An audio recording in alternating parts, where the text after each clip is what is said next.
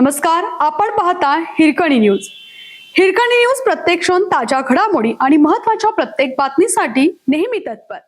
RCB दुसऱ्यांदा ठरली WPL champion, Delhi ठरली चोकर्स, चौथ्यांदा फायनलमध्ये पराभव.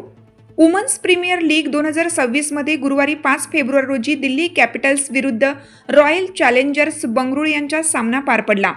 या सामन्यात आरसीबीने दिल्लीवर 6 विकेट्सने विजय मिळवून दुसऱ्यांदा वुमन्स प्रीमियर लीग 2026चं विजेतेपद पटकावलं.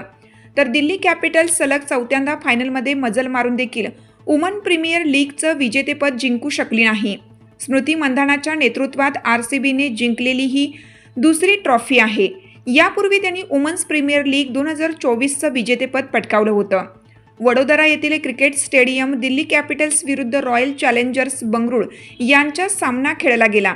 यात आरसीबीने टॉस जिंकून प्रथम गोलंदाजीचा निर्णय घेतला.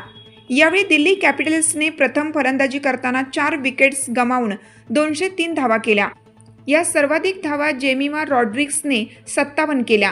दिल्लीने आरसीबीला फायनल सामन्यात विजयासाठी 204 धावांचं आवाहन दिलं आहे. हे आवाहन पूर्ण करण्यात आरसीबीला यश आलं.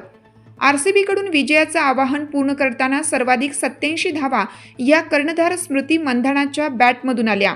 आरसीबीने अक्षरशः 6 विकेट्सने हा सामना जिंकला. आपल्या हिरकणी न्यूज चॅनलला लाईक करा, शेअर करा आणि सबस्क्राईब करायला विसरू नका. आणि रहा अपडेट.